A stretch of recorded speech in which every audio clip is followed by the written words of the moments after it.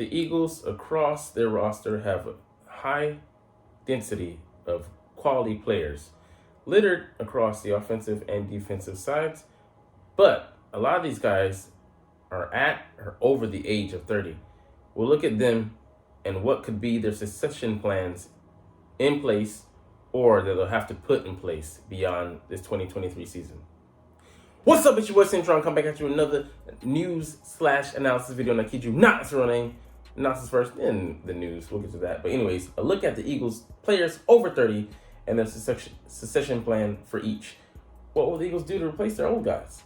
So we see here at the table Jason Kelce, the dearly departed Isaac Seumalo, Cam Jurgens, Landon Dickerson, and who the fuck are you? I have no idea. That sure ain't Lane Johnson. Hey man, it was 63. If you know, comment below, but you're not even watching though. Anyways, we have a number of players we're gonna look at here. The ones that are irrelevant, I'm going to give a quick note or just completely skip over them with a one-word answer or something like that, because what's the point of wasting time? You didn't come in for that. Anyways, the first name, the biggest name, I think maybe the biggest impact on this list, maybe you could be at least tied for it, Jason Kelce, and he's right at the age of 35. We have his replacement. He's actually going to be starting another position, Cam Jurgens. So we drafted him in the second round out of Nebraska. He looks like a carbon copy of Jason Kelce, bigger, but could be just as fast, if not faster, and just as agile. But the problem is, like I said, Isaac Seumalo has departed, and Cam Jurgens is taking his spot, and we're gonna get put his talent to use and get the best five guys on the field. There'll be challenges there, but that leaves us with holes behind him at backup center. Even though he's slated, if Jason Kelce were to get hurt, we would slide Cam Jurgens over at center and then put maybe Tyler Steen, the rookie offensive tackle, now being made into a guard, in at that right guard position to cover our asses. But we're good to go, at least for this season. And I don't think he plays beyond this year, but he could. He very well could. But I think if we won the Super Bowl, he'd ride off into the sunset. But that's the perfect scenario. We shall see. But he's not getting any younger, and he's still playing at a very high level. But that being said, we don't want to bank on too many of these guys. And as you can see, we have a number of them that are beyond the not just early 30s, mid 30s. Moving on to Brandon Graham. This one is kind of wonderful, all in that we're not counting on him for starter snaps. We have Josh Sweat on the at the edge spot. That's the starter there. He's still on his second contract. I think he has 2 years left, not counting this season. So we're good to go there for the meantime. And Brandon Graham's coming off the bench. He's 35, but he just had his career best season last year, 11 sacks. And part of that 70 sack season that we had coming off the edge, and then at the second level with the linebackers. But man, it was just wonderful. The impact that we got from him coming off an injury, shortened season. But that being said, we don't expect him to repeat those numbers. He could still be highly effective, but on a pitch count. And we have guys like Hassan Reddick manning the other edge spot, even though he's at the linebacker position. And Nolan Smith drafted to be a replacement edge guy, but he's a rookie. Can't count on him, lean on him for results. He's just a piece of the equation, a piece of the puzzle. And we're definitely going to look to add someone next year, as Brandon Graham most likely won't be with the team. That being said, never say never, but he's up in age, and as well as he wants to play another couple of years. But would it make sense, for both sides, particularly the Eagles side? So we shall see. But he's a guy who's tapped into a bit of the fountain of youth, but you can't fight off Father Time forever. All right, Lane Johnson, 33, still playing at a very high level. Tackles, offensive linemen can play well into their 30s. Even past the mid 30s, and still be highly effective. And he hasn't showed any signs of slowing down anytime soon. But that being said, we definitely want to draft his replacement. That guy currently isn't on the roster. Even if he was, he's going to sit a couple more seasons, because we just extended him to another year. So that gives us, I think, 3 years. more of Lane Johnson. $33 million on that last year, and he said he's not hanging it up, anytime soon. He's looking to play at least a couple more years, so it could be 2 to 3. But you definitely don't want to sit around and wait until he reaches the point of no return and he's walking out the door, and we're asking him, begging him to stay another season. Get that guy. I don't think it's Tyler Steen. He has shorter arms, alligator arms, and we're slating him in for the inside. So we'll see how that turns out. But if he's successful at a guard conversion, we'll look in the 2024 draft and beyond 2025. But most likely this upcoming draft, it can never be too early to draft a guy, because we could use a swing tackle. That's something that's sorely lacking on this roster. DJ Fluker, we didn't sign him to a contract, so apparently he wasn't what we were looking for. Maybe combined with the age, he's 32 years old, even though he's in the best condition of his career. He passed, so I'd love for us to get a guy that can play on both sides. Andre Dillard was a good guy for that. He's gone now to the Tennessee Titans on a 3-year, $29 million deal.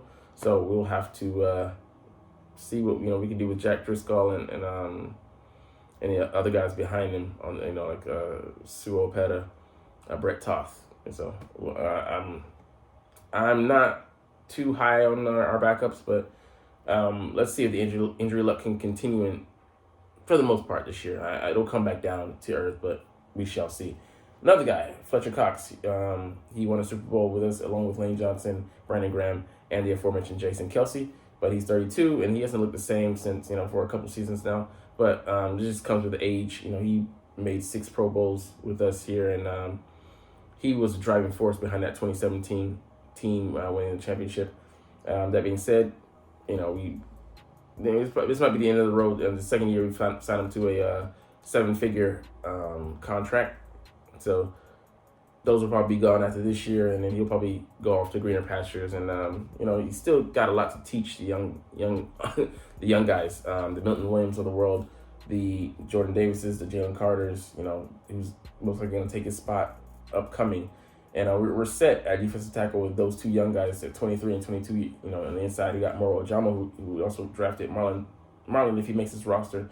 Milton, who's around, I think, for another year after this. So we're kind of set. We can add some pieces, for the departing guys. Milton Williams upcoming, and Marlon most likely. But Fletcher's going to be a part of that equation. But he still has a lot to play, a lot to give to this team. Even if by way of just being a mentor, but also he's no slacker on the field. He didn't have to play the majority of the snaps. He was effective. Not as effective with 2017 Fletcher or previous years previous iterations, but I'll definitely take what he's given, and it goes hand in hand, like kind of his wealth of experience and also his game. It's not the sharpest that it has been, but like I said, he can still get the job done. Darius Slay at 32 years old, man. Out there on the island, he's still holding it down. I believe that game in week 2 against the Vikings highlighted his true potential as a top 5 corner in this league. He shut Justin Jefferson down, a guy who went on to have 128 catches, 1,809 yards, and 7 touchdowns. That just showcases what he can do. Or 8 touchdowns, was it? One of those 2. Anyways, man, the guy still can play at a very high level, but I think he was bored / not challenged in his defense last season, and just stuck to one thing. And Jonathan Gannon being just didn't want to really put him in prime position, because he was stuck on keeping his simple non-blitzing bend but don't break defense in within his comfort level. So it simplified things and it made the job easy for the guys, but didn't give them the complexity they needed to challenge the Kansas Cities of the world, the Buffalo Bills of the world, the Cincinnati Bengals of the world. So anytime we run into a decent team passing, when Jonathan didn't change up his schemes and just kept it vanilla, we got shredded, not surprisingly. But that being said, I think he's still going to be effective for at least 2 more years. He's signed for, I think, 2 or 3. And I'm looking forward to having him here. He can mentor, the young guys. Like we have a Keely Ringo that can, learn a lot from him. He's 20, hasn't even turned 21 years old, yet. So Zach McPherson, guy who's his back on the outside. Josh Joby is also on the outside. These guys can, glean, learn from a pro, an all-pro, a serial Pro Bowler,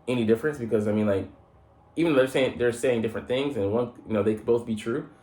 They drafted the guy in the second round. They didn't draft him to come in, and sit behind Willis. They drafted him to, be the guy of the future, and that means he's going to be fighting for starter snaps. And yeah, Willis is ahead of him technically, but I believe Will Levis has the higher ceiling compared to Willis.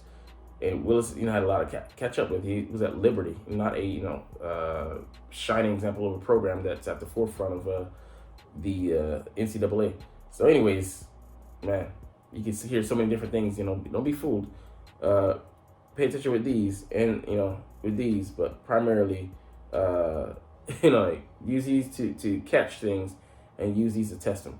So we'll see what rings true at the end of the offseason when everything, the truth comes out, because everything, is going to be put to the test when it comes to September, especially October, and damn sure in November. Anyways, we're gonna get up out of here, but you're not even watching though. But it's all good as always, because as always, it's Fly Eagles Fly, and let's motherfucking go! Like, comment, share, subscribe. Thanks for watching. Check me out at Cintron Anime, Cintron Life, or Cintron Laughs, or other social media.